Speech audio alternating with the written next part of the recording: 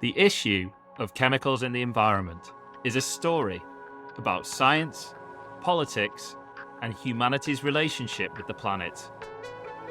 My name is Chris Hughes, independent scientist, and this is the Chemical Journeys podcast.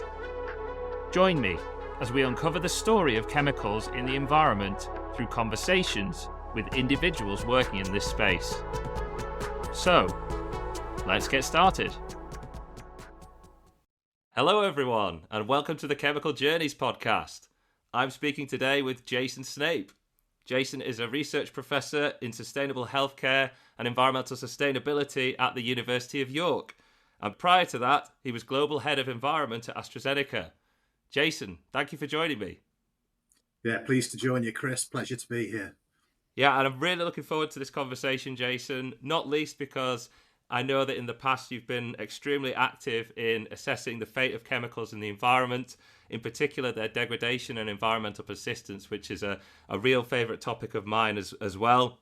Obviously, in more recent years, you drew into other things as you sort of climbed the ranks within AstraZeneca, but now you're in this new role at the University of York, and you've got an opportunity to come at this area from perhaps a different angle and with new knowledge. So I'm really interested to see what you end up doing here. But before we get into that, perhaps we can start off with a bit about you. Tell us about your background and your career journey to date. Yeah, thanks, Chris. My career journey to date started off as an environmental microbiologist. I really got into microbiology probably at the age of 9 or 10 in middle school when I poured my first agar plate, and you see this invisible life kind of come to bear in front of you. Did microbiology for my A-level then. It was a major part of my degree, particularly around microbiology, biochemistry, some of the biotechnological applications that you had. And then that final year dissertation for my undergraduate degree was looking at the bacterial biodegradation of diesel oils in marine habitats. From there, I went to the University of Wales in Cardiff, working on a contract for the Defence Evaluation Research Agency, where I was looking at the bacterial metabolism of nitrate esters. So nitrate esters, things like glycerol trinitrate, they are explosives, but they're also heart drugs. And this was getting bacteria that could degrade on them, getting the microbes into pure culture, looking at the biodegradation pathways and what was formed on the way to CO2 and water and more biomass, but then extracting the enzymes responsible for their degradation and sequencing and understanding and characterizing those enzymes. And then when I finished at Cardiff, I went straight into industry. So I went into the Zeneca labs as they were down in Brixham, and I was a funded postdoc by the Ministry of the Environment, or Department of Environment, which is now DEFRA, where I was looking at the standardized biodegradation tests and looking at ways in which you could improve them. And I think the shock to me was I'd done all that work on the bacterial metabolism of nitrate esters at the University of Cardiff, and then realized within the first couple of months of working with DEFRA and the Department of Environment that actually all those really credible scientific studies I'd done had zero regulatory usage. And actually the test systems upon which the regulations are based are quite fundamentally flawed. So I had quite a bit of research, as you say, funded by government departments, but also funded by CEFIC. A lot of that also funded by AstraZeneca and in collaboration with the University of Warwick, but also Newcastle University, starting to look at ways in which we could improve some of those biodegradation test methods. Some of them found their way into regulation, then found their way back out of regulation. But then as my career progressed within AstraZeneca, my research diversified a little bit. So started including antimicrobial resistance, the environmental dimension of that, a lot more on pharmaceuticals in the environment. And then ultimately I ended up running the horizon scanning, the foresight program in the environmental area. So looking at where research is going and the best scientific practice in other fields, where the company was going in terms of its business priorities and the types of medicines and their mode of actions we were working on, but then also where regulations could improve and offer greater protection for the environment. And it was linking that through to the research that we were doing. But as you said, for the last 3 or so years at AstraZeneca, I was the global head of environmental protection. So I had everything under my accountability and responsibility, from the greenhouse gas strategy, the energy reduction targets, water stewardship, product environmental stewardship, biodiversity, waste management, as well as pharmaceuticals in the environment. So started off as a microbial biochemist and then went out to cover everything from products, environmental stewardship and natural resource efficiencies. Yeah, no, it's a real career journey you've had so far, Jason, that's for sure. And obviously you've turned your hand to lots of different challenges and research areas. Tell us a bit about your latest move into academia and what are you hoping to sort of achieve in this new effort? I think that one of the reasons I left AstraZeneca was that my role had moved a little bit more operational in nature, and actually we built a very, very competent and capable team up to deliver that work. And my interests lie in the science and actually developing and coaching people. So it was, do I carry on doing a job that I wasn't getting my full energy and reward from, or do I go back to my roots and bring the scientist back out in me? And an opportunity came up at York for a business and industry focused position and an awful lot more academic autonomy. So within industry, everything could increasingly become kind of greenhouse gas reduction and net zero focused, whereas my interest was far more in the chemicals and how they behave in the environment and what their impact was. And it was also getting the opportunity to work with a wider group of environmental professionals, learn from them, but also start developing my own research team where actually I can pass some of my skills, some of my knowledge on to the next generation of scientists, but also learn from them and their enthusiasm and their perspectives of work. And whilst I was at AstraZeneca, I held 2 honorary chairs, one at Newcastle, one at Warwick. So as part of those, particularly the Warwick one, I was doing a bit of teaching on the master's programmes, and actually giving them real world situations meant you were getting quite new insights into thinking. And it was that kind of opportunity to go back and develop a team from scratch on areas that interested me, that were also critical issues that we had to face as society, particularly around chemical pollution, and recognizing that the regulations are at least 15 to 20 years behind the science, and trying to drive through actually policy frameworks that support innovation in business, but also protect the environment and get that trade-off right, rather than having systems that rely on the precautionary principle and actually compromise innovation in many instances. Mm. Yeah, no, I mean, I could see how you could have been drawn away from the science and the detail in your role there. So can you tell us a little bit about any specific areas of research that you're going to be aiming at in this new role? Yeah, so I'm going to be doing quite a bit of work on AMR in the environment, so antimicrobial resistance in the environment, particularly that balance between the environmental dimension and human health, but also looking at what protection goals do you need to put in place. So will things like environmental quality standards on antibiotics work for resistance, or will they just protect the most sensitive species to which that antibiotic's toxic to?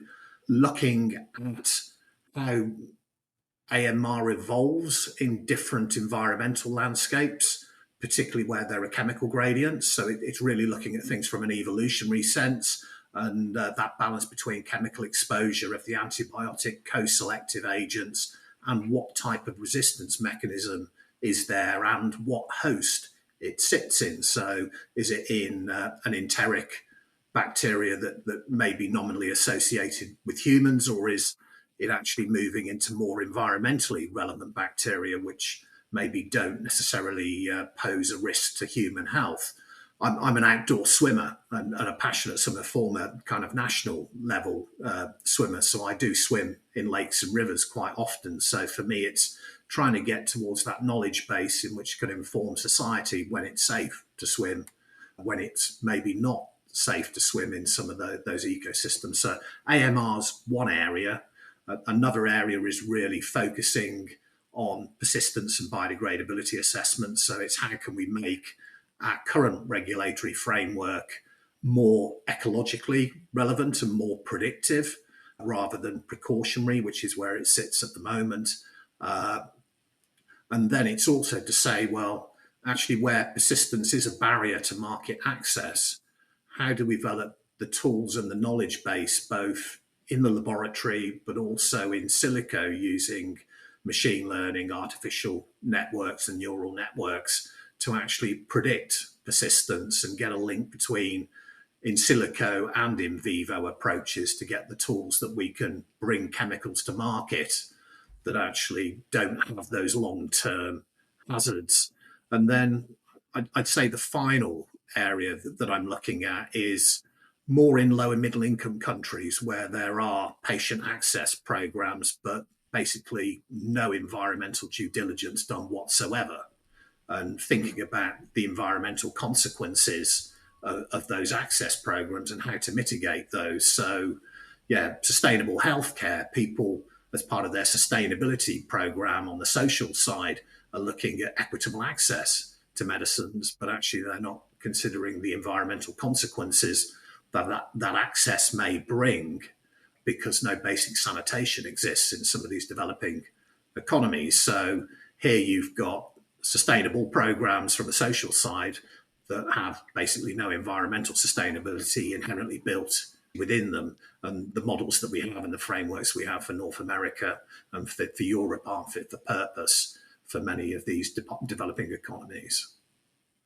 Yeah, that latter point is a really interesting one, and perhaps you could expand on that a little bit more in terms of what are the steps that we can take now to improve the access to this healthcare without compromising the environment, other than massive investment in wastewater treatment infrastructure in these places. And, I guess there's strong ethical considerations here from both a humanism perspective and an environmentalism perspective. Yeah. I think that the first phase, I think, is education and awareness that actually, if you are investing as a company or as a country in access to medicines and that equitable access, it comes with a health benefit, but actually it comes with an potential environmental risk.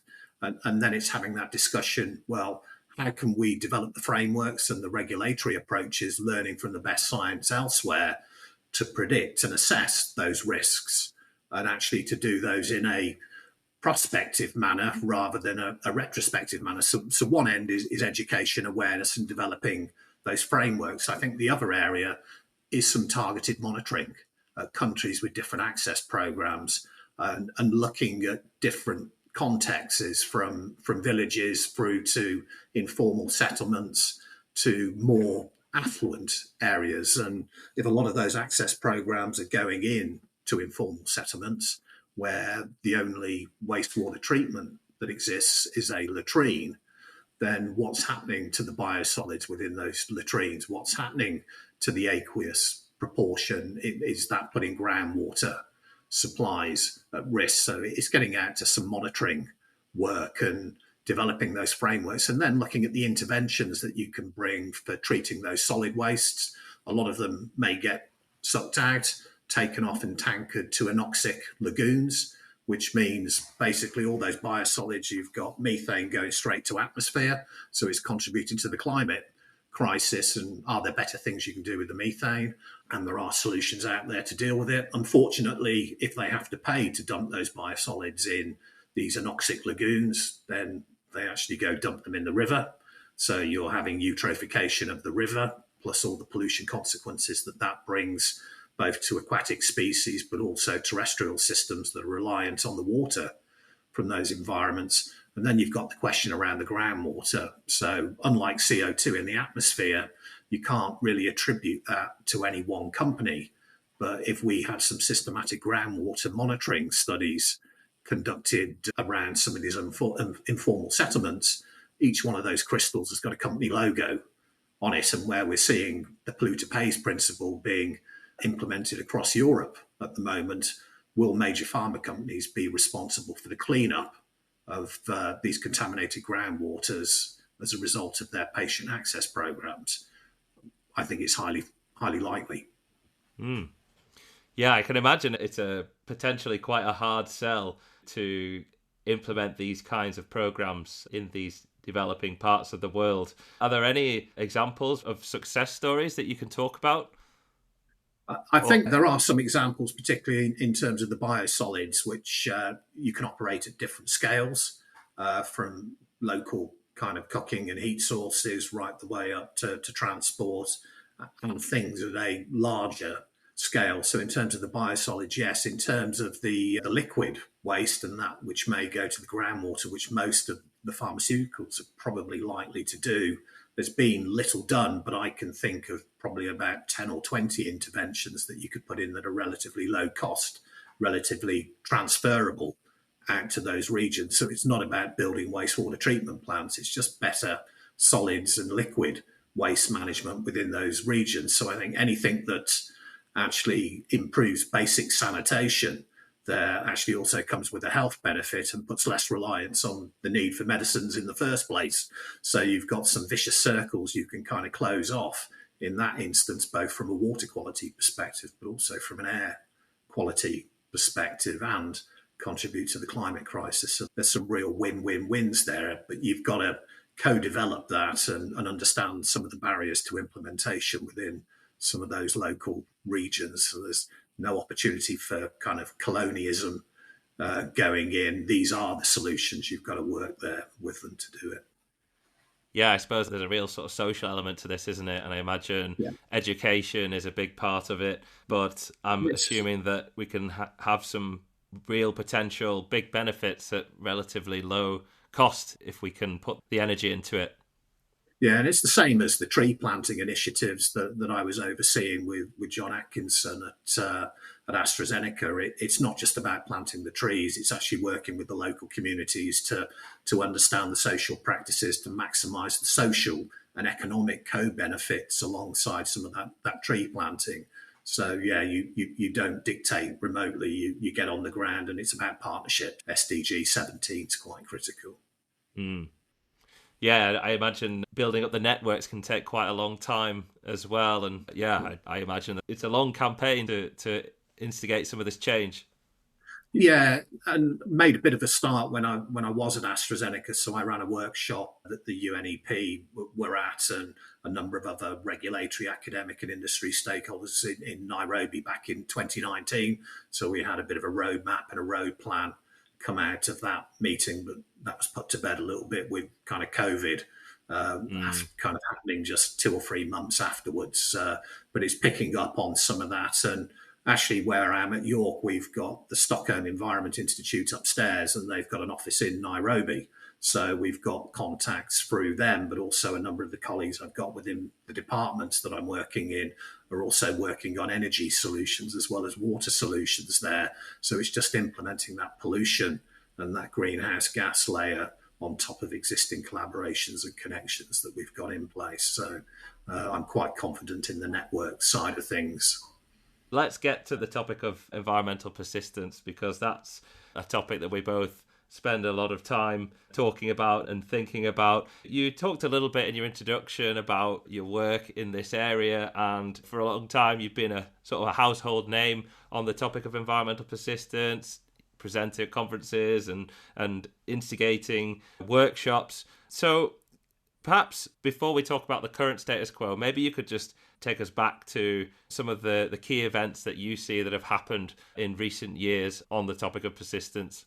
I think some of the initial work that CEFIC was funding, and even when the Department of Environment were funding my first postdoc, it was clearly recognising, show my age now, in the mid-1990s, that there was an issue with some of those standard methods and that move from rapidly biodegradable or inherently biodegradable towards persistence, that actually the UK regulators were seeing maybe our current tests aren't fit for purpose, that actually the screening methods we've got at the moment are to identify rapidly degradable substances, not environmentally persistent or recalcitrant substances. So when you're starting to do that transition, a lot of the research that I was involved in built on maybe some of the work that Gerald Tuon had published from the University of Nantes, again in the late 90s, but also some of the work coming out of Nils Nyholm's lab at the Danish Technical University, so the work of Fleming Ingerslev and Lars Terang. And they were starting to show impacts of vessel size on biodegradability, but also impacts of inoculum concentration. So some of the work that we started looking at, particularly with the University of Newcastle, and it was funded by our regulator, but also by the Chemical Industry Federation of Europe, was starting to look at some of those methods for inoculum enhancement without compromising realism, comparing marine, river water, sewage treatment, degradation, with a view to get greater representation of the microbial biodiversity in the test, so the realism in the test, both in terms of a structural component, so the type of species and the species richness in that test, but also in that functional dimension, so the range of catabolic or metabolic capabilities that those microbes have. So it was recognizing that the ready tests, where you were taking an inocular, you were diluting it, you were starving it from anywhere from 5 days up to 28 days before running a study, was actually compromising the ability of chemicals to degrade. And you were seeing variation in reference standards and everything else. So, yeah, the work that I ended up doing with Russell Davenport, with Andrew Goodhead, Tim Martin, and Amaliotti has really clearly shown that just by increasing the biomass concentration by 10, maybe 100 times, doesn't compromise realism, but actually gives a better prediction of persistence, but actually greater reproducibility between replicates actually within those systems. And obviously there's always regulatory pushback that they think industry is trying to make things much easier, when in reality we're not. All we're trying to do is get relevance actually into those studies and not compromise realism in terms of what we're doing. And we had substances included in there which we didn't expect to degrade because they're persistent, and they didn't. So we weren't introducing too much power. But there are a few misheld perceptions amongst some regulatory communities that if you decrease the substance concentration because it's toxic, then potentially you might have to decrease the microbe concentration. And herein, where you're increasing the microbe concentration but keeping the substance concentration at that lower level, it was felt like you were cheating the system, and actually you weren't. All you were doing was probably just changing the kinetics a little bit and increasing the probability that you have that competent microbe actually within the system. So you're trying to avoid that lottery wherever possible. So a lot of my work kind of went to that front with the work I was getting funded by CEFIC, but also BBSRC and from AstraZeneca. And we were having a lot of regulatory engagement throughout. So we were having a number of CEFIC LRI workshops managed by Equitoc that were again co-funded by the UK Environment Agency. So it was bringing people together to prioritise the issues, but also to help them co-create, co-design the next projects and have some involvement actually in the delivery of those projects. So it's communicating kind of key outputs at key time points, so they feel part of the journey. And I know between 2006 and 7, I did chair the endpoint working group that drafted the initial regulations for REACH, where some of these enhancements were included and modifications for poorly solubles and volatiles. But unfortunately, the regulations took a step backwards a few years later, and a few of those were removed. And these are peer-reviewed scientific studies, and they're not just limited to the ones that I've been involved in, but they've got the work of the NIHOME group, the Tuon group, on which they were all built. And there's been studies since, again funded by CEFIC and funded by national funding agencies and the European Commission, that have just gone on to highlight the same concerns, that our screening studies are too stringent and our simulation studies are not simulations.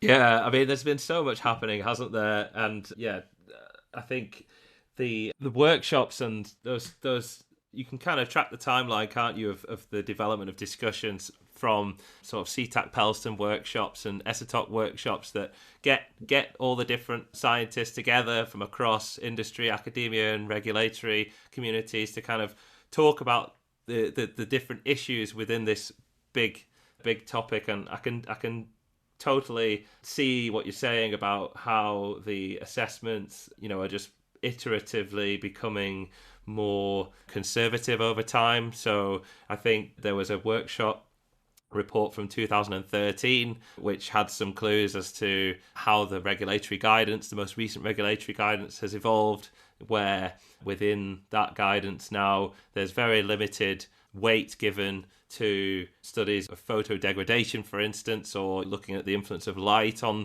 the fate of compounds in the environment. There's also very little weight given to studies that look at simulating the fate of chemicals in wastewater treatment plants. So that's kind of like a whole sort of suite of tests that were kind of put to one side when we're looking at the persistence assessment. And then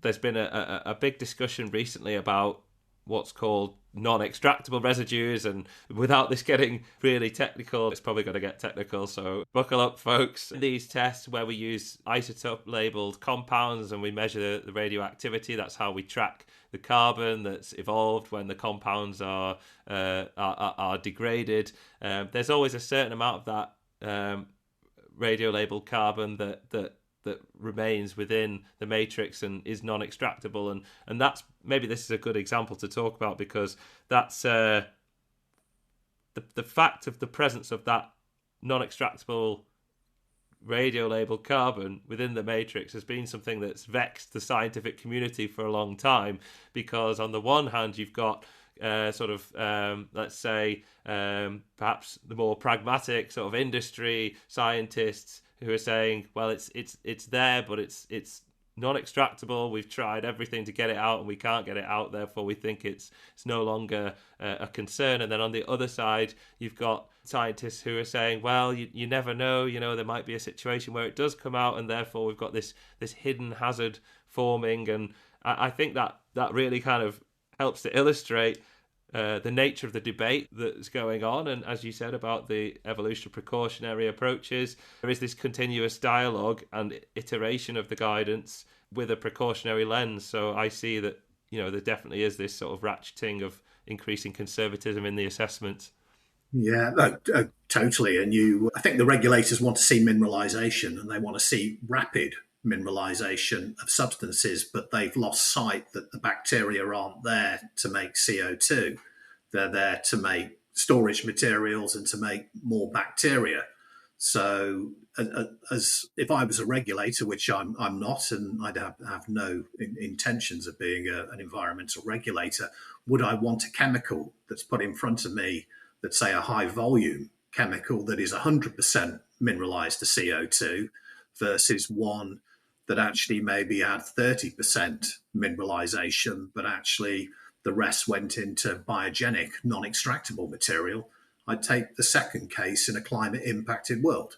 Do we want every product to be rapidly and ultimately degraded to CO2 when we're trying to sequester and limit our CO2 emissions at the moment? So I think the real question here is it truly extractable or not extractable, and does it pose a risk? And it's having the tools to assess that, because for me, having something that's bound, I think, is probably more important than having something that gets to atmosphere. And here it's probably aligning the right types of toxicity type studies to these systems to make sure that they're more representative. So those sediment tox studies where you have got that bound fraction incorporated is kind of showing no adverse effect or no uptake, no exposure, I think, within those systems. So I think you're just going to be slightly more integrated. But we have to remember that even the rapidly degradable compounds, if they're in constant use, they're going to have an environmental presence. And actually, as a user of chemicals, of which we all are, then we need something called functional persistence, that actually we need the chemical to last long enough to fulfill its duty. If not, then you'll end up with a shorter use life on all your compounds, which will just increase the need for more compounds, which will have a resource efficiency or natural resource efficiency requirement in other areas. So I think sometimes the systems level view and some false perceptions kind of get in the way of common sense. And I know in prep for today, one of the questions you'd asked me was what my thoughts on the current situation from a regulatory perspective on persistence was. And to me, I think they're stagnant, they're recalcitrant and stuck in a perpetual lag phase. And I think that the regulatory gap to science has increased by a decade in the last 10 years and it may, in fact, have gone backwards. So actually, it may have gone backwards 15 years in the last 10 years. And I think the only thing that's more persistent than a persistent chemicals are the regulations on how to characterize a persistent substance. So I'd say that the regulations, if I was to assess them, are probably for regulatory change and embracement of science-based principles have probably got a half-life for something like 20 years at 37 degrees C.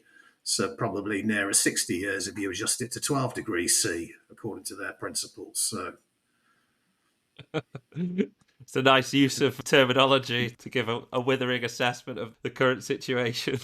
Um, I, I do. Well, I think you touched on there as well the nature of policy goals and some of the drawbacks or unintended consequences of the drive towards non-persistence and greater environmental protection, in that there could be some negative consequences associated with our resource use and the sort of efficiencies of the products that we use. Also, touching on the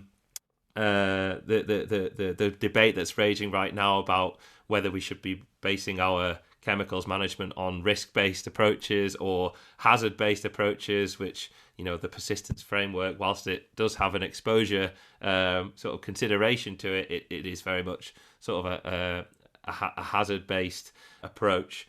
So yes, this debate is going to go on and on. Part of me thinks that one of the issues that we have is a lack of data overall, and that gives us a challenge to actually properly understand the fate of chemicals in the environment, in particular in relation to their persistence. I guess one of the big challenges that we have is how do you simulate what's going on in the environment within a laboratory test, and how can you be confident, how can you verify that what you're observing in your lab test is indeed what's going on in the environment? Do you have any thoughts around that?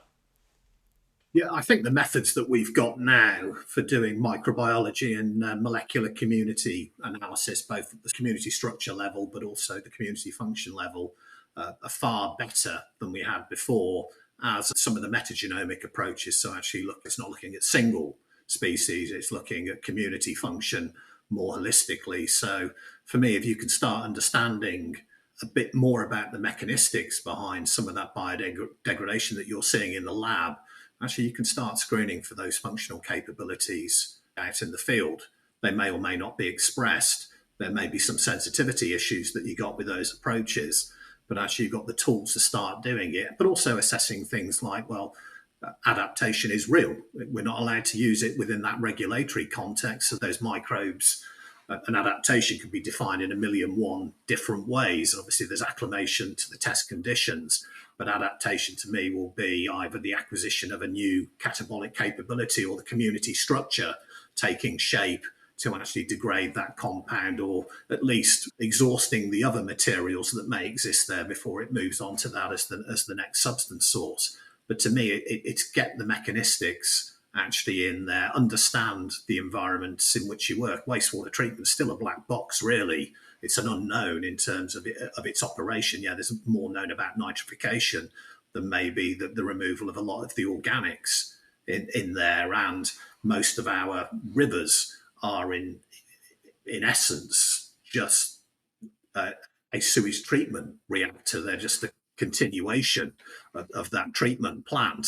If you look at it really as an engineer, with partitioning going on, degradation going on, and chemical gradients and multiple inputs down there. So it's taking that kind of systems approach and recognizing that actually 70% of most of our rivers are basically treated sewage effluent within there. And It's also the cause effect of regulations is something that kind of interests me a little bit. So obviously, for the last 20 years, we've been having these more kind of hazard based regulations with a big focus on PBT and VBVP or VPVB.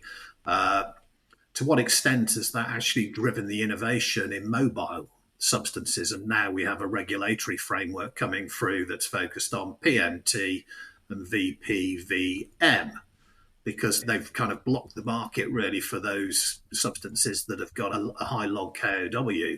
So chemical companies have rightly innovated to more mobile substances, and whilst they may have similar half lives or longer half lives, they're definitely going to be harder to remove once they're out there, because at least if something was lipophilic, all you needed was activated carbon or pipe powdered activated carbon on the back end of a wastewater treatment plant. It'd come straight out. It's not going to be as easy, actually, for these more innovative compounds that have probably resulted from a regulatory kind of barrier to market. And it's what other barriers are they going to put on, and what impact is that going to have on innovation, and then what's the consequences environmentally of those next innovations coming through. So yeah, it's all right having a risk-based, a hazard-based approach to market access there, but I think it's starting to show its limitations, that actually a risk-based one might have been slightly better, or at least having a bit more of a balance.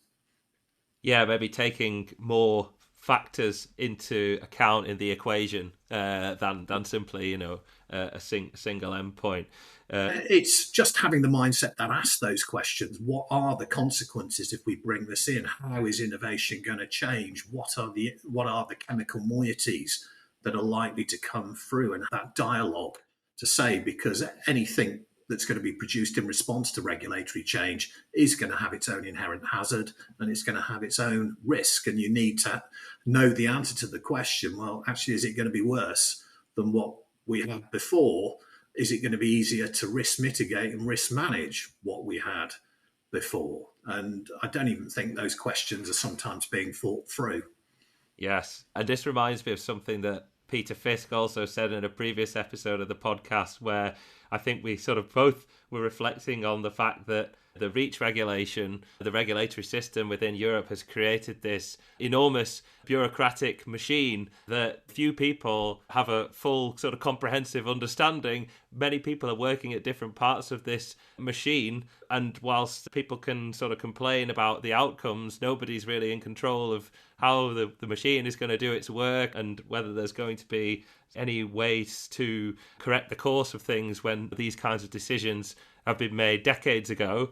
And I think, just touching on what you'd said about innovation and whether the PMT and VPVM hazard sort of closes off another avenue for innovation, yeah, I would agree. I think there's nowhere else to go, really, is there? You're either going to be somewhere up the hydrophobicity scale, or you're going to be sort of further down in the more polar region. And I honestly think that it's very difficult at this point to forecast how many substances that are on the market are going to ultimately fall into the classifications of either VPVM or VPVB. I think VPVM in particular is going to catch a lot of compounds, because not only are you looking at the parent compound, the compound that's placed on the market, but you also need to consider all of its transformation products that might be relevant. And as compounds degrade within the environment, they're getting oxidized, so they're naturally becoming more polar. And so there are going to be a lot of compounds that might have a transformation product that sticks around for a little while on that degradation pathway, and might ultimately meet these criteria. There's also issues of complex substances and the need to actually evaluate the entire composition of a complex substance, which makes it extremely challenging to do these assessments thoroughly. And I think part of the reason why we've got to this place is also, again, sort of due to a lack of data that we have in hand, in that it's very difficult at the moment to actually complete these assessments in a way that meets the satisfaction of the regulation, because in order to conclude a persistence assessment, you generally need simulation test data, and there are currently not a lot of simulation tests available. And I think that sort of reflects a little bit of the problem on how things are shifted, because I think everything seems to have gone data driven. So you use Mm. data a few times within that, and data's important, but actually it's the knowledge that you derive from that data that's more important. And I know through some of the work I was doing with FPIA for a number of years, kind of chairing the environmental risk assessment working group for them, and that was obviously there's a large number of legacy pharmaceuticals which lack basic environmental data. Most of those that were authorized prior to 2006 when the EMA regulations came into to bear. And they've always been advocating having a catch up type approach, a reach style approach. But obviously, through the innovative medicines and now innovative health initiative, there's been the IPI and the Premier programs trying to do that in a more sophisticated manner to say, well, where do we need the knowledge or the data to address particular knowledge gaps, and try and turn it around that way, because it's probably going to be not a good use of resources to generate data for absolutely every substance. But there are people that are working within policy and regulation that will want all that data. All they see is a gap on a form. They want it filled in, rather than asking the question, well, what is the use of that data? How am I going to apply it? What's it going to protect? What's it going to tell me that maybe we don't have for something with the same mode of action or the same structural group? Things like that. So I think we need to have more knowledge-focused regulations and knowledge-focused industry engagement, rather than just a blanket look at, I need studies X, Y, and Z to fill a data gap within a chemical safety report. Yeah, I mean, as you've been speaking, it did occur to me that this kind of, and again with Peter Fisk, we talked about this sort of box checking approach, which has been evidenced in the REACH regulation and also the plant protection product regulation. The need to kind of fill in all the boxes for all these different endpoints, and I think people are starting to see that the costs of that, not only for the tests themselves, but also all the kind of administration that's associated with that, is potentially putting quite a burden on the industry, and it's leading to sort of diminishing returns in terms of the knowledge that we can actually gain. And perhaps there is knowledge available that we're not making the best use of. And I'm just thinking about, for example, the current REACH database today is so comprehensive compared to the databases that were there sort of 20 years ago. And with the advent of artificial intelligence, is it time to start turning some of these technologies against those data sets to see if we can get better insights about chemical properties and risks? Because the way we've done it to date has been very much a kind of a human enterprise, hasn't it, of scientists focusing on individual projects one by one. But perhaps there's an opportunity here to do a bit more of a meta-analysis. Yeah, and I know that's something that Alistair Boxall's been doing quite a bit on, the partitioning of substances, so starting to look at machine learning approaches to get those predictive tools to see how they're going to behave, to actually go into multimedia fate and exposure models. But obviously a lot of my research is going to be looking to try and use some of those tools more so within the chemical persistence domain. So recognizing now that persistence is probably one of the key hazard criteria, because obviously it transcends PBT and PMT as a potential barrier to market access. Obviously, the key exception there is the pharmaceutical industry, where they get a green light to market irrespective of hazard and risk. Yeah, and maybe that's a good opportunity to move our discussion into that domain. So looking a bit more at environmental safety within the pharmaceutical sector, you sort of alluded there that they do things a little bit differently than your sort of industrial chemicals. So maybe you can tell us a bit more about what's the situation like there. I think obviously there's an environmental focus within the pharmaceutical industry, particularly the innovation based industry, and that comes from a couple of standpoints. Some of them will be looking at the natural resource efficiency, so things around the process efficiency, so how many kilograms of raw material per kilogram of substance, because the more you reduce that, obviously the less impact on the environment, but actually it also improves your cost of goods. So there's a financial and an environmental benefit there. So it is truly kind of sustainable from that regard. And the social bit comes in, the more you drive that down, the more affordable those medicines potentially are as well. So it's got an access, an economic and an environmental driver to it. When you start looking at the active substance itself, clearly there's a massive attrition rate in the pharmaceutical industry, and hopefully AI in drug development, drug discovery will start bringing that down, and you get better predictive of kind of clinical toxicity in non-clinical models start kind of coming through. But when you're assessing the hazard and risk of the active ingredient, you don't do that until clinical safety and efficacy has been demonstrated. So that might be parallel to phase 2 tier A or tier B studies. And at that stage, you may have invested somewhere in the region of about £750 million in that molecule. And that's if it's something that you've brought in from discovery. So you've discovered in your own labs, but also a lot of medicines are in licensed from biotechs and startups or charities brought in. So you've got very little say over what the environmental properties are. And usually you're bringing something in that's had some clinical studies, so the time to get the resource efficiency of that production process is a little bit slower. So I think if I was to say, are any human medicines green? I think if they are, it's by accident. It's not by design. Will that change in the future? Hopefully so, but current shifts in maybe the Urban Wastewater Treatment Directive may have kind of countered that to a reasonable degree, and no doubt we'll touch on that a little bit later on. But I think it's an area in which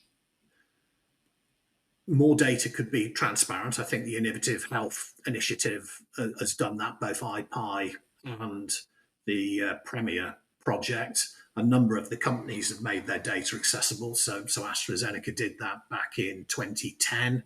GSK and Roche followed suit.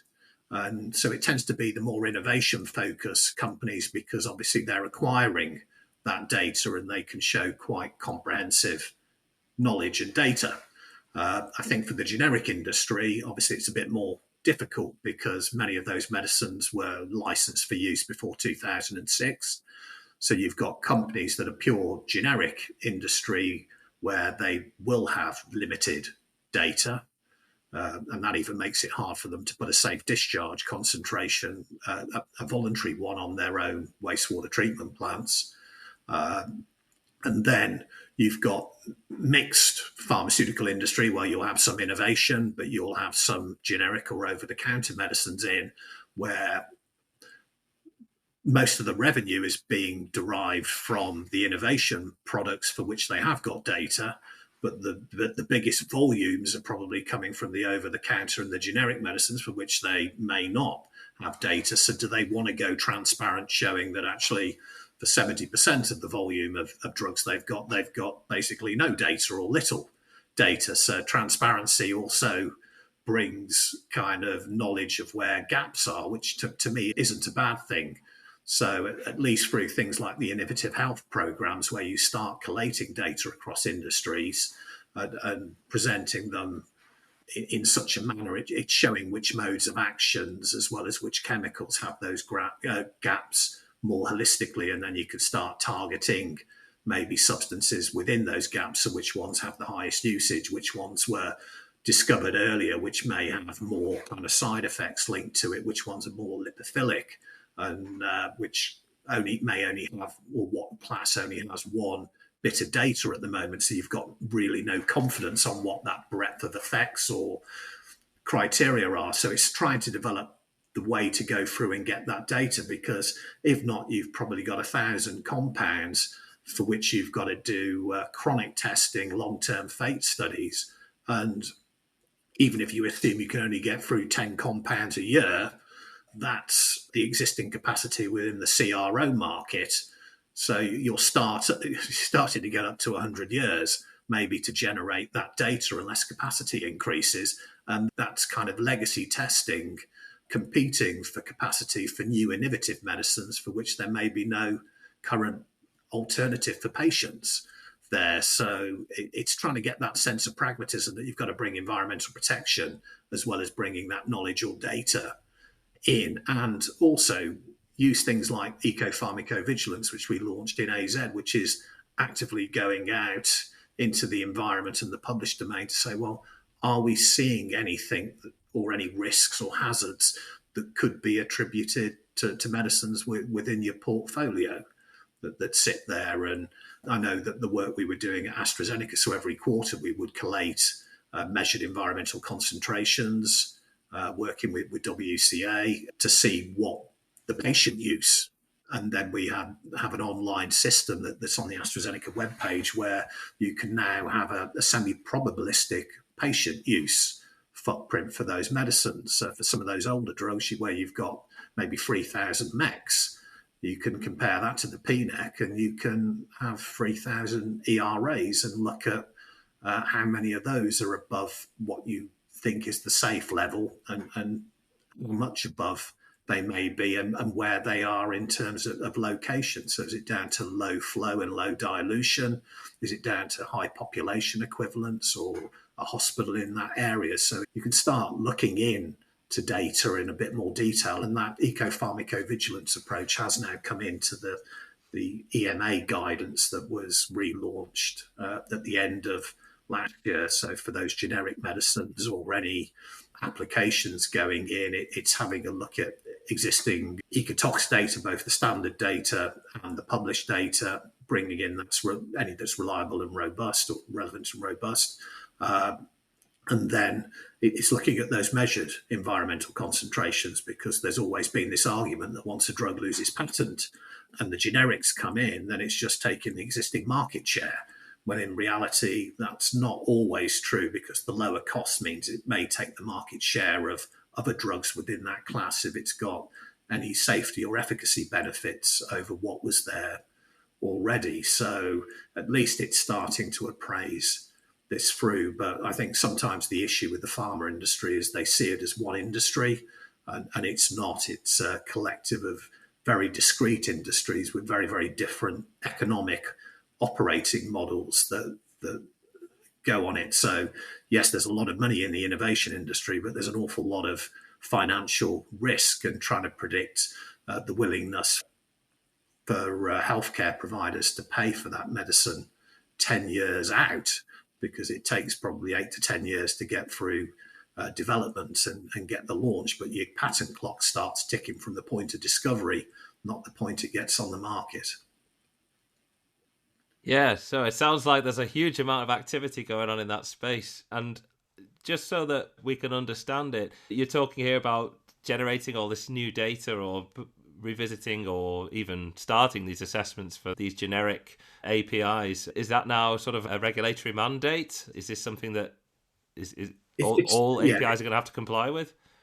It's a little bit of a grey area, and there's different ways you can notify a medicine within Europe. You can go through kind of a central scheme, a decentralised scheme, or a national scheme. And it will depend which regulator you go to with how they require data to come in. And the issue you get, say, with a generic, so if you're the first person now maybe going in with that generic and you're going in for a marketing application for an existing or indication or a line extension, then in essence, there could be 12 other registered companies already out there, but the burden on the testing might fall on the last to market, and that's not equitable. So I know through an extended ERA scheme that we were running across the free trade associations in Europe, it was starting to look at some of those reach type models where you would cost share on market share for those medicines. So it's looking at ways to try and do that in a more effective manner, but to do it on those substances that are of maybe highest priority rather than blanketly doing it across the patch. But to me, sometimes it comes down to which scheme you've gone into for what data you're going to be assessed by. So, and I think we do need to get away from the last to market pays, because that's sort of really not fair from that regard, because there could be 12 other people out there that have got a bigger market share than this company coming in. Is it going to be a barrier to market because the costs fall on that company actually coming in? And ultimately, somewhere along the line, they may not exist, but they may still exist, is an innovator company that's made an awful lot of money on the back of that drug there. So should they also have a seat at the table and be contributing towards some of those costs? Mm. Yeah, it does sound like it's going to be quite disruptive for the industry. Do you anticipate that this could potentially be a driver for innovation, in that some of these sort of off-label products ultimately don't get supported to ultimately test and assess, or they don't pass the safety criteria, and this leads to an increase in innovation? I think at the moment there doesn't appear to be a shift in the regulations where environmental hazard and risk will be a barrier to market access. There's Mm. still that assumption that patient benefit outweighs environmental risk, or that you can potentially mitigate those risks. I know some companies are taking the line under the EU taxonomy that their products, the innovation based products, are exempt from the biodegradability criteria because there's no substitution alternative. Now, I challenge that maybe on two fronts.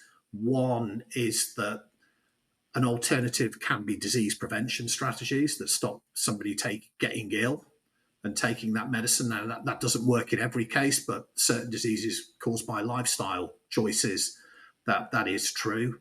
And then if they did want to claim that there is no substitution alternative and they're exempt from the biodegradation criteria, that will only ever work for the first in class medicine. Once a second in class medicine comes through, then actually there is something that you can compare that against. So at the regulatory approval stage, it's not there at the moment. The EU taxonomy is a little bit of a grey area. It's probably open to slightly better interpretation. I think where you may start seeing it come in is on the procurement of medicines by the public health groups and the healthcare providers. Obviously, you can get your Mm. marketing approval in Europe or in any one of the member states, but ultimately after that, it's got to get in the UK, it's got to get through NICE if it's going to get into the NHS. I know when the NHS is looking at meeting its climate emissions and its scope 3 footprint, it's starting to require the greenhouse gas footprint for those medicines. Now, whilst the NHS isn't looking at it, the medicines agencies in the Nordics are including pollution at drug production sites. So do you have safe discharges? But it's also looking at hazard and risk of the property. So I think the barrier to market at the point of procurement of the medicine and substitution there is probably going to precede anything coming in at the authorization point. But then it could be each member state, each medicines agency following a slightly different public procurement route, which is a nightmare for industry. So Oh, yeah. you want some consistency and you want metrics that actually bring into account probably the carbon footprint, the water footprint, its natural resource efficiency, but also the properties of the drug and is it manufactured somewhere in a safe manner? Because as you say, what you don't want is paying for cheap medicines that are polluting in India and China. Yeah, this reminds me as well about the increasing discussions about chemical hazard and risk coming into the financial markets as well, right, and the investor community. And I anticipate that has a potential to introduce a lot of confusion and heterogeneity in terms of how these issues are looked at. Do you have any experience of looking at that, perhaps in your corporate sustainability role? Yeah, so I used to kind of routinely have to sit with a few colleagues from the sustainability team and the investor relations team in front of the institutional investors. And actually, quite often, the environmental questions that I would face across the patch were actually far more challenging than I would get from the environmental regulators and policy makers, and particularly after the O'Neill reports came out for the UK government in 2014, 2015 on AMR. So many institutional investors are insurance companies. They insure life. So a material risk, financial risk to them, people dying from infectious resistance disease, but having basic surgery. So in essence, I was getting scrutinised as to what AZ and the wider industry were doing to manage the environmental and wider sustainability and stewardship risks of AMR to help manage their risks. Because you could see a situation in 20 years' time that if some of those AMR forecasts are realised and there's no mitigations actually coming through, then to manage their own risks, insurance companies will either exempt basic surgeries like a knee operation or a hip replacement or an appendix removal from their policies, or you'll be paying an awful lot more for your life insurance policies, because if they want to be financially sustainable, they're going to have to find a way to do that. So, yeah, sometimes it's realizing who's investing where, and everybody else's pension is probably in one of those companies anyway, somewhere. Yeah, let's go on to the topic of AMR because I know you've looked at this in some depth. You gave a keynote presentation at the Society of Environmental Toxicology and Chemistry back in 2018, which people are welcome to search and watch that online. It's still available. You've talked a little bit about some of the threats that we face, but perhaps you could just talk about that a little bit more. Yeah, I think that the O'Neill report probably overestimated the number of deaths that are likely to be seen. And it was estimating it to be the leading cause of mortality by 2050, so about 10 million deaths per annum. I think recent data from the Lancet probably shows we're slightly behind that curve, and probably deaths in kind of older people are probably a little bit higher. And even I think as recent as last week or the week before, actually women appear to be at greater risk from AMR, the consequences that brings because of the nature of their biology, the frequency of UTIs that they can have, the fact that they obviously have pregnancy and complications in many instances, but also their occupation. Many tend to be nurses or care workers, so they will be more exposed in the workplace. I think there's a lot more to look at that kind of social side and risk, and particularly with vulnerability within particular communities. But obviously they're a key medicine on the whole of basic kind of healthcare is based on the ability to prevent infectious disease, particularly any biopsy or surgery that you're doing, or any other kind of healthcare condition where you're immunocompromised. This is where AMR is a little bit of an odd one, where the environmental microbiologist in me and the clinical microbiologist has to have a bit of a discussion, and we kind of disagree a little bit because from an environmental microbiology side of things, I see AMR as an ecosystem service. So it's protecting chemical functions that the bacteria and prokaryotes are carrying out, which underpin the whole of the biosphere, be it the carbon, sulfur, nitrogen cycle. And I have a lot of people that ask me I want a biodegradable drug. And I said, well, I can give you a biodegradable drug. It could be any carbapenem antibiotic, it could be any cephalosporin antibiotic, any beta-lactam, or any penicillin. But the main method of resistance to those four groups of antibiotics is by a carbapenemase or a beta-lactamase that's degrading it. And that's great when it's in an environmentally friendly bacteria and it's degrading that drug. So it's limiting where resistance can develop in the environment and limiting the effects that antibiotic is going to have on primary production. Usually that's the most sensitive species of the cyanobacteria. So the organisms fixed in CO2 from the atmosphere are being kind of protected. But obviously if those resistance genes and those enzymes get into clinically important bacteria and you have a cut, or you're compromised in some way, then obviously that can pose the opportunity for an infection and an adverse clinical outcome. So what you really need here is good stewardship there. And that's good stewardship from all aspects across the life cycle of those medicines. So when you're discovering them, it's knowing the specificity of that antibiotic. So is it broad spectrum? Is it narrow spectrum? The narrower the spectrum, the better. So if you're targeting it to particular diseases, it's making sure you've got the right diagnostics that can provide the answers in the right time. So you're only treating responsive infections, because the less you use, the less waste you create, either at the point of production or the point of the patient going to the bathroom. But then you also need responsible manufacture. And obviously, we've seen the work that Joachim Larsen and others have published showing high levels in India and China, in other regions of the world, at drug production sites. And here you're getting, obviously, the potential for resistance to be produced at the point of production. But actually, if you don't, if you have wastewater treatment or even no wastewater treatment and just poor sanitation, you're going to get development of resistance at the point of use. And one's a big, huge diffuse source from the patient use at a very low level, and one's a point source. But we know people travel, and their microbiome will travel with them. So you will get things that are cross-seeded. And I think one of the key things within my research is really trying to understand the extent to which chemical-based consents, so things like PNEX and EQSs, are actually going to protect or reduce resistance. So I've done a lot of work comparing environmental PNEX with MIC derived PNEX and minimum inhibition concentration PNEX that you get from clinical bacteria.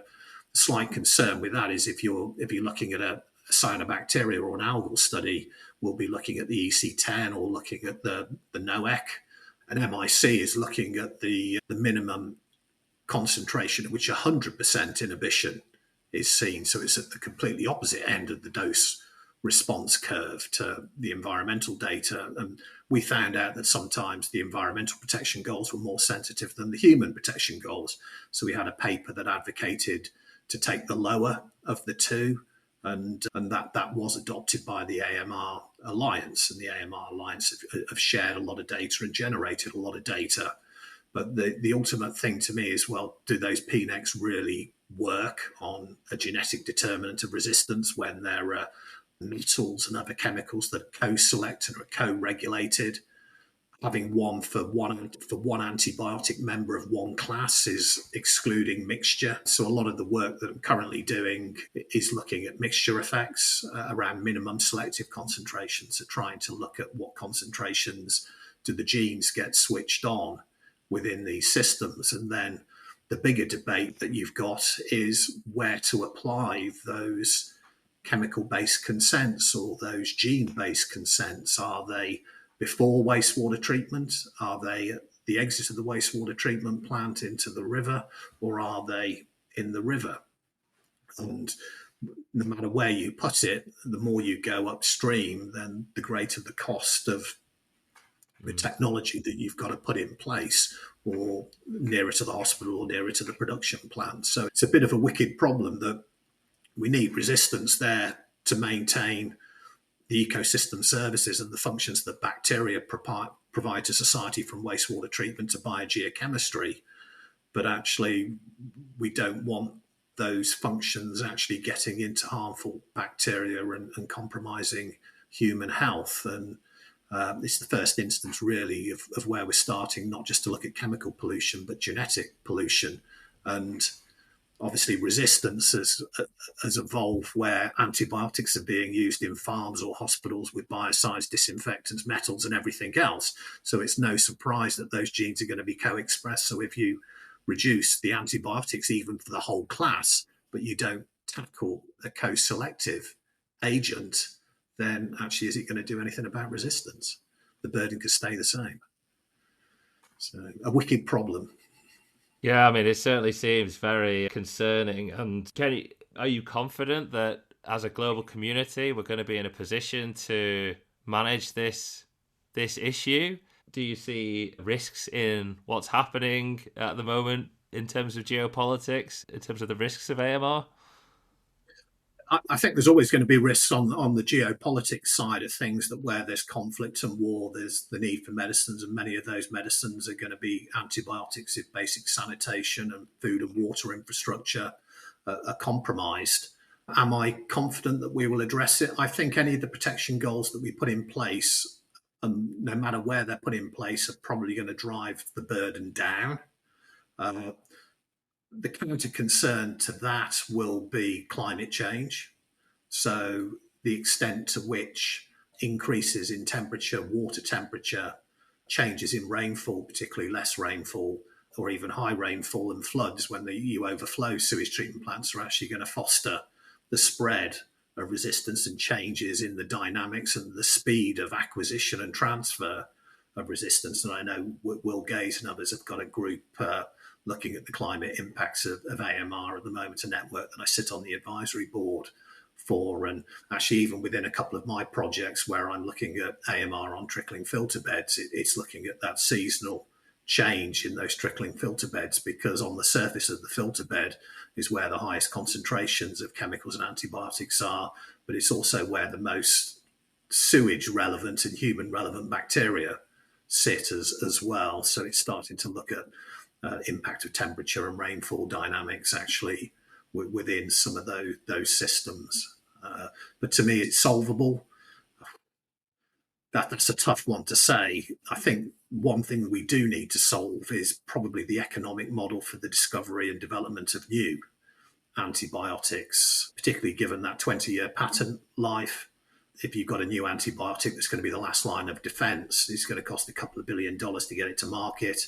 No company can have that afforded to be locked in a cabinet and put away. So I think development costs need to be written off by governments collectively, probably at the point of approval of some of those medicines, and some other incentives are going to have to be put in place to enable discovery and development within those areas as a matter of urgency. I mean, you need to get away from that volumes versus sales and revenue kind of area that we have for those drugs.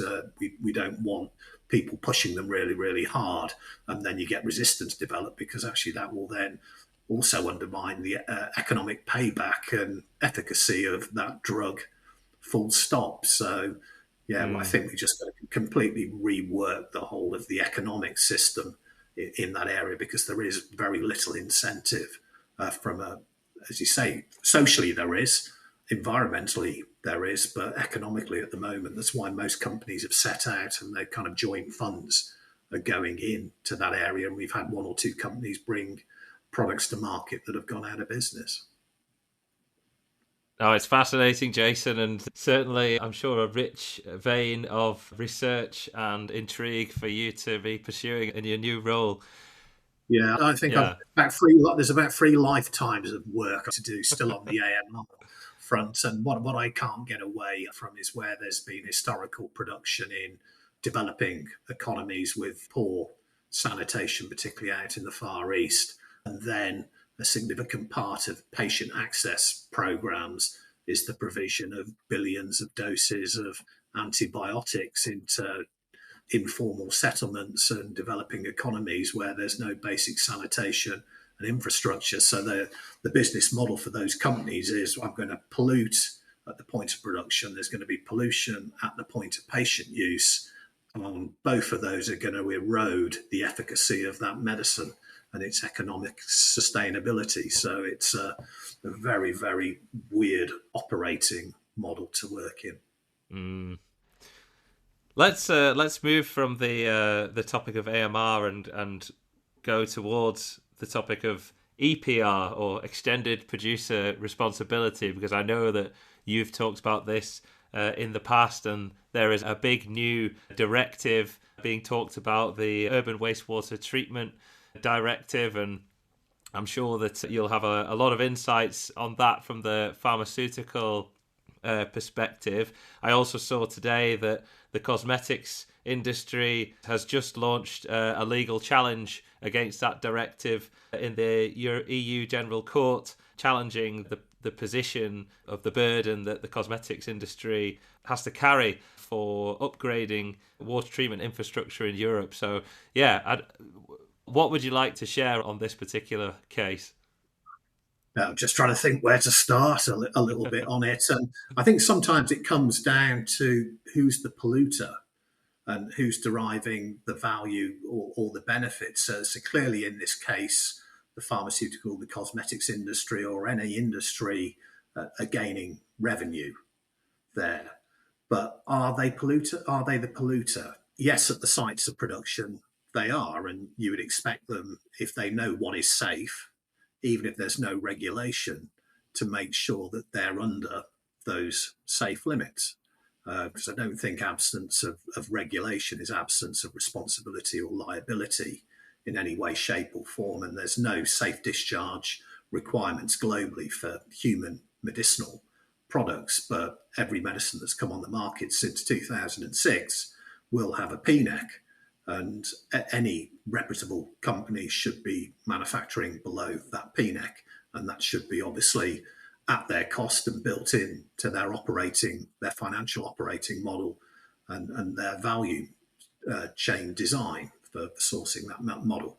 But when it comes to the patient side of, say, a medicinal product, then who is responsible? So you've got a marketing authority that has approved it, irrespective of its environmental hazard and risk.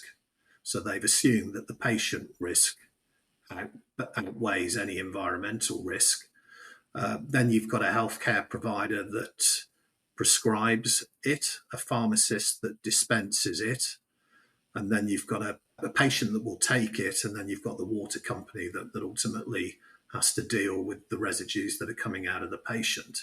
I take medicines, as do many people, and I derive a personal benefit from taking those medicines. They're keeping me alive for longer.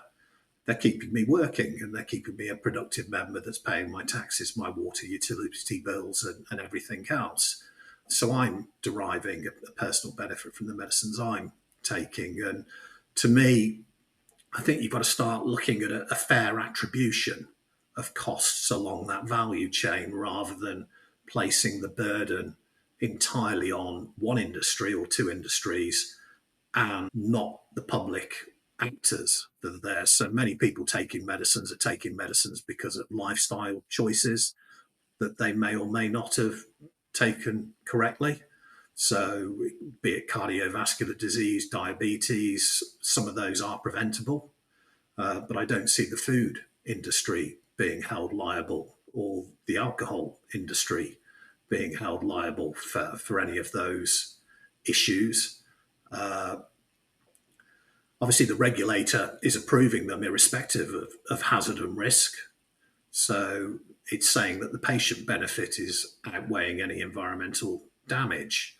So to me, we also have a poor value on our water, be our drinking water or anything else. So we're only paying, is it 0.1p a litre for our tap water in the UK, but we're happy to pay over £1 for a litre of mineral water, or we're happy to pay £1.40 for a litre of diesel to drive our car 10 miles, probably maximum on there. So I think that there is room to pay more for water, and we're quite wasteful of our water as a society.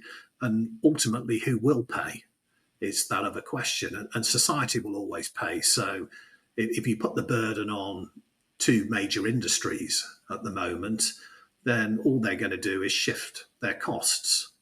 So they're going to increase their costs to the healthcare providers. These are under strain and under pressure, kind of post-COVID and with an aging population. So either they have to increase their budgets by taxing society more or cutting services somewhere else, or they have to increase taxation, which means society will pay. So even if you charge the companies, particularly the generic industry, they haven't got the margins to kind of meet some of those demands and requirements actually coming through. The innovation industry can probably build it into the next cycle of medicines and just see it as a tax or a service they're paying.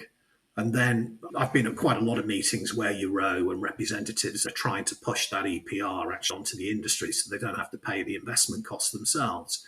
But then when you start looking at the management of some of these water companies, they haven't been investing actually in their basic infrastructure across Europe. They've been drawing dividends out from those companies, and they haven't been meeting basic regulatory targets, yet they want other industries to pay for those costs. I know at one point, one of the Euro guys at a Healthcare Without Harm meeting, I asked him a question after his presentation, again, pushing things down onto the cosmetics and the pharma industry, and was that how many of his member organisations provide drinking water? And he said the vast majority do. So my answer to him was, well, why am I paying my water company to treat my urine when it's part of your extended producer responsibility from the drinking water that you're giving me? And the reality is, and the similarity I would say is that water that they're providing is keeping me alive. And that's no different to a medicine that actually I'm taking. So they're providing a service to me. And I'm quite happy to increase my water utility bills to pay as long as there's that attribution where the industries pay a little bit more, but to put the total burden on two industries when in reality there's no single technology that's just going to move that pharmaceutical load or that cosmetics or personal care product load, and then setting those kind of arbitrary levels of 80% reduction, and you're paying up to 80% of the costs. Well, does that mean you're going to get 80% reductions at sites that don't have a risk? So there seems to be no risk element within there. There's no cause and effect. Why are people taking medicines? Quite often it is down to their lifestyle choices. It's down to things they're taking from other industries. We know for the tobacco industry, obviously there's taxation there that helps fund the NHS and others, and likewise maybe on the health implications to some degree of alcohol, but maybe they don't think the broader consequences that's having on the water industry when they're bringing that taxation in. And then it's how does industry see it and perceive it? So is it seen as a tax? And in this instance, if I was in the water industry, I think it'd be a crazy decision, because now you're in a position where you're still answerable to the regulator on meeting these kind of targets for 80% removal when there may or may not be a risk. But actually, you're also accountable to the pharmaceutical and the cosmetics industry because they're paying you to do it. So actually, if you're not achieving those requirements, you're going to get hit on both sides. So you're putting yourself into a sandwich that maybe you don't want to be in, particularly given that the innovation-based pharma industry is quite rich in that vein. So to me, it seems a strange thing that they're doing. And I think the drive, maybe from some sectors, not all of them on the water industry, is how to get the investment there to deliver it more than maybe the environmental benefit that actually it's going to bring, and how can we target this in a much more effective and efficient manner. So even if you take the infrastructure needs per kind of capita or per population equivalents that you're sitting there, and obviously they brought a new lower threshold in, but there's no consideration of dilution or anything within there. So you could have a community with just 500 people there with a low flow. If they're an aged population in a small rural community, they could have higher drug levels, or and because they're on polypharmacy or something else, than actually 1,000 people or 2,000 people with a higher dilution. So to me, it lacks sense in terms of its risk-based design. It's missing the fact that there's no single technology used to address this. It's not equitable in terms of how it's distributing the share of costs across industries and stakeholders, including the community. And I don't think it's probably thought through some of the longer term consequences. So what happens if some of the generics say, actually, we can't afford this? It's a barrier to business, so we're going to step back from market. So does that mean that we have lack of supply of medicines to some people within Europe? Does it push more production outside Europe, and so people are just dealing with the patient-related use that's coming through? And if there are supply issues, are we going to see people moving to the unregulated internet market and actually buy medicines that may be counterfeit or substandard? that could result in bigger health related and social costs to the broader healthcare system. So, to me, I think very, very good intentions, and we need good urban wastewater treatment control. But I think it's poorly designed, well intended, but poorly designed. Yeah, sounds like a whole raft of potential problems coming down the track with this one, Jason. Yeah, I'm looking forward to seeing how things play out in court. So that's kind of kick things there for a while, and it'd be interesting to see whether or not the pharmaceutical industry decide to do the same as the cosmetics industry. And I've got no insights to Mm, that. So mm.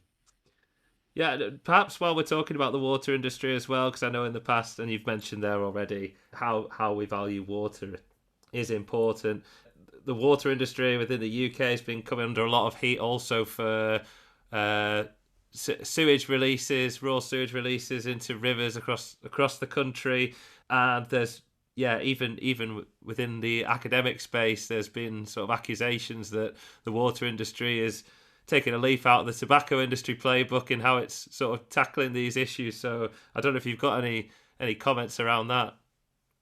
yeah, I think one thing that I think everybody's got to recognise is that the water industry plays a critical role actually within the UK and Ireland, and that role is more than just when we flush our toilet, our waste disappears, and we expect that to happen. When we turn the tap on, we expect to have potable drinking water that isn't going to cause us kind of illness in the vast majority of cases, and I think we take it for granted in many instances where on that societal use. And obviously, it's the bedrock of broader industry. So, a lot of the chemical industry, a lot of the biotech industry have a requirement on access to high quality water.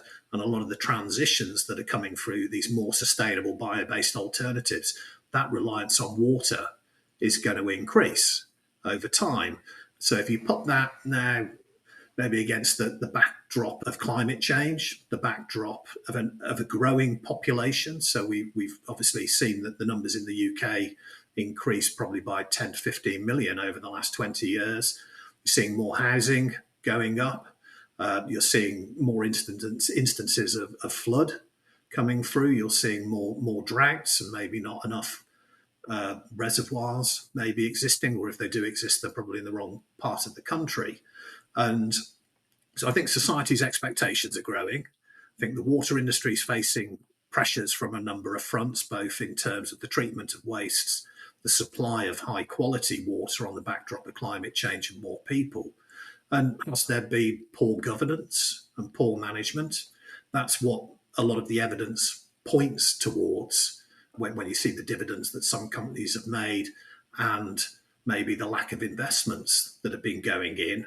But actually, some of that comes down to poor regulation as well, and poor enforcement of that regulation, and probably underinvestment for the last 20 years, maybe in our environmental enforcers, so within the Environment Agency and DEFRA to police those organisations coming through. So we're stuck in this position at the moment where you've got that debate: do you nationalise the water industry? Do you keep them in private ownership? For me, as long as they've got good governance and good enforcement in place and the right investment model that's tackling the issues going ahead, I think that's the best place that we can be in. I think we need far more research around chemical pollution. We need far more research around AMR and the forever chemicals within our waters to do the source attribution. And then it's to look at, well, is it society that are using all these compounds, or is it industry that's polluting? And I think we probably do have to pay more for our water. You see, what we pay for our water bills is a fraction of what we pay for heat and power on a yearly basis that comes through. But we've still got new housing stock going in where actually the toilets aren't flushed with grey water that's collected from rainwater. So we flush drinking water down our loos, and you've got a massive amount of energy that's gone in to generate that water. And we're still in a situation where we will treat our wastewaters, our sewage, to an almost drinking water standard, particularly with some of these new challenges that we got going ahead, to dump it in a river, to extract it out the river a mile or two downstream, to have to clean it up again. So if I think the public health concerns and the real health concerns of actually treatment and cleanup to a drinking water standard can be done on the same site, I think that comes with quite a lot of efficiency benefits. For me, there needs to be more investment, better governance there. But I don't think people should lose sight that actually all those problems that are going out of the sewage treatment plant into the rivers actually are society's problems. So whatever we're flushing down the toilet there, whether or not it should be going down or otherwise, the amount of soaps, detergents that we're using, the amount of pharmaceuticals we're reliant on, our lifestyle choices, they all end up with the waste, and we just expect the water companies to deal with that. And have they been guilty of a little bit of greenwash in one or two areas? No more than any other company here. I think it's just when we're seeing the stormwater overflows at the moment, which do need to be managed, we're seeing sewage within our rivers, which again needs to be managed, but it's coming from runoff as well as coming from farm origin as well as human origin. I don't think seeing that poor narrative helps when maybe you're seeing the dividends coming out of some companies and a lack of investment. And I say ultimately, some of those practices have gone on because there's been maybe poor oversight by the regulators, both those regulating the water companies and those regulating the environmental discharges. So I think everybody again on the value chain is equally kind of involved in the problems, but they all have a role to play in the solutions. And I think that's where we need to focus, is to say, well, what do we need to do differently to make sure this doesn't happen again? And how do we all take our accountability? If it's the government investing in more environmental policy makers and regulators, that's okay. If it's Ofwat bringing in better governance actually for the management of some of these boards, but actually if the boards have been found not to be exercising their responsible care duty, then they need to be struck off and shouldn't be running companies again going ahead. But our society and industries that are discharging, we've got to recognise that many of these systems were designed not to take the chemicals that they're faced with now and the breadth of those chemicals coming through, and that actually when we have more people and higher densities, the fact that there may be more E. coli floating around is the fact there's more of us that are actually defecating into our toilets. So, yeah, there's problems, but there are still solutions to those problems, and they just need work through with a bit of common sense and a time scale that's feasible and manageable. But should we be paying more for our water? Yes, we should. Yeah, I guess a common theme coming through is responsibility again. Responsibility at the level of all players, the regulator, the water industry, the chemicals industry, and individuals, but against a backdrop of increasing pressure from human development. Yeah, human development and climate change coming through, but it's having that solution focused and recognizing your role and actually making those difficult choices. And sometimes I'm not somebody that believes in cutting to kind of make budgets meet. It's actually these are investments in our future, and actually done right, they're investments actually in our health and well-being as well. As you say, I'm somebody that likes swimming in the season, the rivers in this country, and that brings me mental health well-being as well as physical health well-being, and that's true of everybody else here. So we've got to value those services and just be prepared to do our fair share in protecting them, and to think about the wastes that we're consuming and start asking questions about the kind of the properties of many of those substances that we're using. Yeah, no, that's great, Jason. I think I've kept you for long enough. This has been an absolutely fantastic conversation, and I've learned a lot, and I'm sure the audience will have learnt a lot from you as well. So just before I wrap up, I'd like to ask you the same two questions that I ask all my guests. So first of all, if there is one that you could single out, what is a big goal that you're working towards in the coming months? I think for me, the big goal that I've got is working on a few grant proposals, particularly to start looking at how sustainable medicines access in low and middle income countries. I've finished another proposal on health around wastewater treatment systems that's under evaluation. So for me, it's chasing one or two big projects. I've got a few PhD students that will be starting later this year, but it's getting a few postdocs to support them. Great, very good. And if you had one piece of advice for either yourself or somebody else starting out on their career today, what would it be? Be opportunities and solution focused. So don't always wait for permission to do something if it's a smart risk, and do a little bit on your own time. I'd say some of the best things that have come to me are out of conversations, and then you see an opportunity, you go out, explore it. When you see that it's working, it's then sometimes go get the permission a little bit later. So don't Yeah, wait for permission if you see an opportunity. Take a smart risk. yeah, it's very wise words. And also that optimistic mindset. I think so often these days we're looking at everything from a pessimistic lens, and there's a lot of progress yet to be made. Yeah, every problem's got a solution, so you just got to focus on the solution, not the problems. Thank you so much, Jason, and thank you everybody who's been listening in. Your time is really precious, and so I'm very glad that you've spent it with us here today. You've been listening to the Chemical Journeys podcast. Thanks very much, Jason, and I'll see you all next time. Okay, thanks, Chris. Bye, everyone.